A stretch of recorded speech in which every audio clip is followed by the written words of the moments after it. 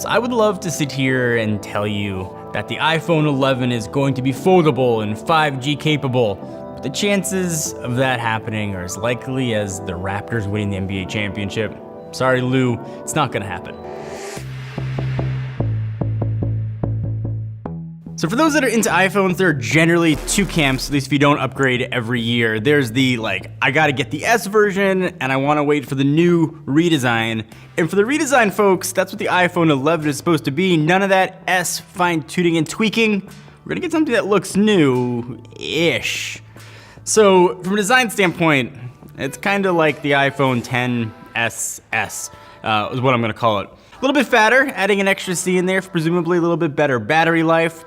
The big change visually is going to be on the back. So probably the same colors, same glass back, but the camera is gonna be where things could be different. So we've seen the usual camera arrays on iPhones with the normal lens and then the zoom lens, but all the renders, all the leaks are pointing to the back of the phone having a third, and I say the phone because we're not sure if it's going to be the 11 Max, gonna make its way to the 11, or even a successor to the 10R, which I promise I will talk about. But first, that third camera, some rumors are claiming it's gonna be for depth sensing, which would be extra lame if that's what they did that for. I'm thinking Apple's not gonna go the lame route. So that third camera I think is going to be wide angle. That's going to add sort of extra versatility to the camera. It's something that I've loved having on the Galaxy S10 line of phones, and LG's got them and other manufacturers have that built in. So cameras should be improved, even if the optics stay the same. That extra lens is going to add more versatility. So a little bit thicker, like I mentioned, for bigger battery, which now you can use for things other than just keeping your phone running all day. Bilateral wireless charging, and we've seen that with some Huawei phones and the Galaxy S10. It means you can wirelessly charge other things with your phone. So you can drop your AirPods too with wireless charging, and you could charge something else. So that's the back of the phone. As we make our way to the front, let's stop our journey at the bottom and look at the ports. It's a good news and bad news story. Again, obviously all allegedly. Lightning will be sticking around at least for one more generation, so if you're holding out thoughts and hopes for USB-C on the iPhone line, it's bad news.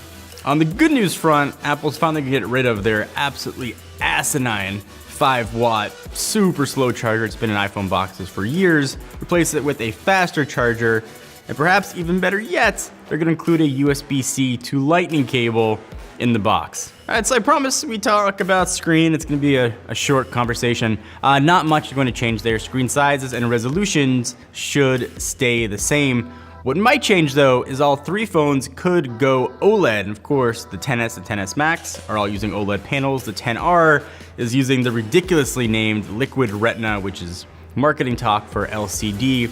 So OLED could make its way to the 10R successor, which rumored to be called, oddly, the 10T, but I'm gonna call it the 10R2 because that makes a little more sense to me. So moving up from those screens is where Face ID lives, and that notch that's housing it should be getting a little bit on the smaller side, faster and more versatile. Essentially, it's gonna be what the iPad Pro version has, which means you can use it in different orientations. You can turn it sideways, even upside down, and it will work. So that should be nice. I'm gonna get a tad bit ahead of myself with some iOS 13 stuff.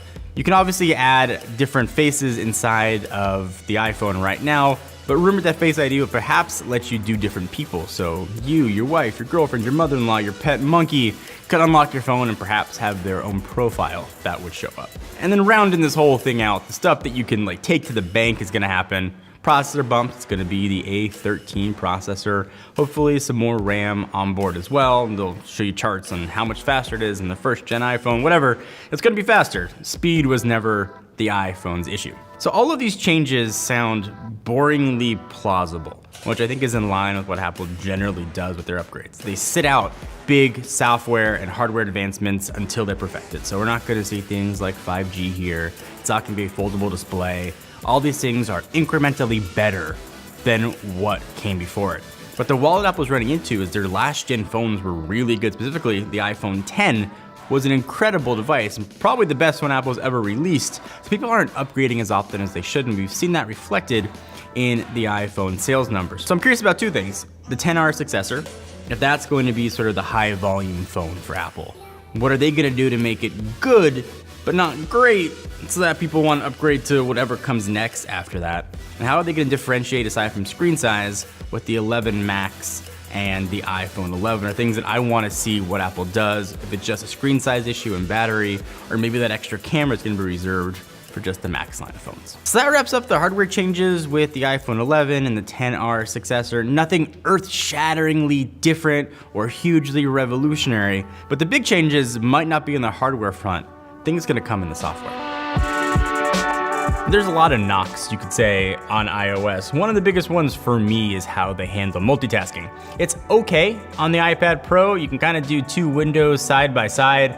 On the iPad side, that looks to be significantly improved with windowed multitasking, and also perhaps more than 2 windows side by side. If you want to keep it in that orientation, you can keep 3. You can reorder them, change the size. Perhaps you can open apps in their own window. It'd be really nice to have. We've seen some renders of this. But more and better multitasking. Things are going to look visually improved, let's say, in iOS 13. Let's start with Apple taking, I think, one of the best features from Mojave and bringing it to iOS, dark mode. We are finally going to have a dark mode you can toggle on or off, and it's gonna make your phone go into dark mode. It saves battery life, it looks better, and you finally get some customization options over how your phone is going to look.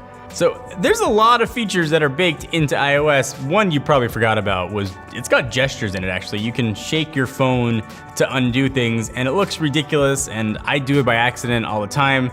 So that shake to undo gesture should be shake to undone and go the way of the iPad where it's just a button to undo things. So if you're an iPhone user or you've been using an iPad and you change the volume, you know the HUD pops up and it stays there for longer than it should. It's right in the middle of what you're doing and it's annoying. It's like a kid brother that won't go away. With iOS 13, it should move up to the top and go away much quicker. So it's a weird thing to say, but improved volume notification. Native apps should also get improved with iOS 13, highlighted by the Mail app, which I stopped using a few years ago because I didn't like the experience, but perhaps with these changes, it will become better. And the Reminders app should also have some improvements. What it's going to be, I'll set a reminder and it'll let me know in September. Perhaps one of the most compelling rumors is Apple is going to combine their Find app, so Find My Friends and Find My iPhone into one app. And those features have been awesome. I use Find My Friends and Find My Phone quite a bit, but if the phone's not online or not connected to cellular or Wi-Fi, it's not the most useful. So the rumor here is that Apple's going to leverage sort of surrounding networks, surrounding Wi-Fi networks or other phones networks, sort of geolocate where your device is and let you know where you can go and find it or where the person who stole it sped off to without that phone having to actually be connected to a network itself. So if rumors could be concrete, those would be the ones I think that you can expect to have. But there are some things that I would like to have happen. So my wish list for things would be iPad-esque multitasking on the iPhone would be nice. And it's great that iOS 13 is perhaps changing the visual look of iOS, but I still want more Android-like functionality built into iOS. So widgets on the home screen would be nice. And it's something that has enraged me for a while. If I want to have one icon on my home screen, let me put that icon wherever I want, without having to be in a certain grid or automatically move itself up to the top. And I want to be able to have a shortcut to call my wife, for example, without having to use Siri shortcuts to do it. Simple things. I don't ask for that much. Those are things that I would love, that I think would improve the iPhone and iOS experience.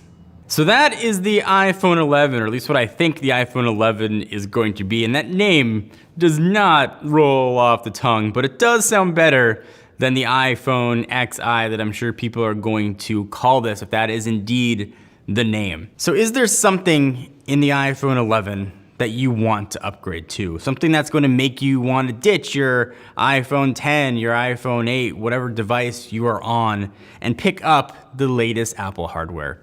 For me, it's that wide-angle camera, if that does indeed end up being true. I was surprised how often I used it on the Galaxy S10. It adds more versatility to my phone and to the camera, and that's generally the only camera that I'm using is what I've got in my pocket. Other things are nice but not necessary, like the bilateral wireless charging.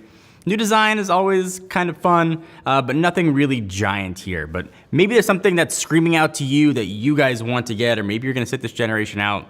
Time will tell, and that time is not gonna be that far away because September's coming up in just a few short months.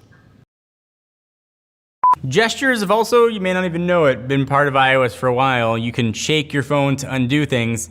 And so it looks like that gesture is going to be changing so you don't have to Let's undo anything. It'll hopefully be a button like it is on the iPad.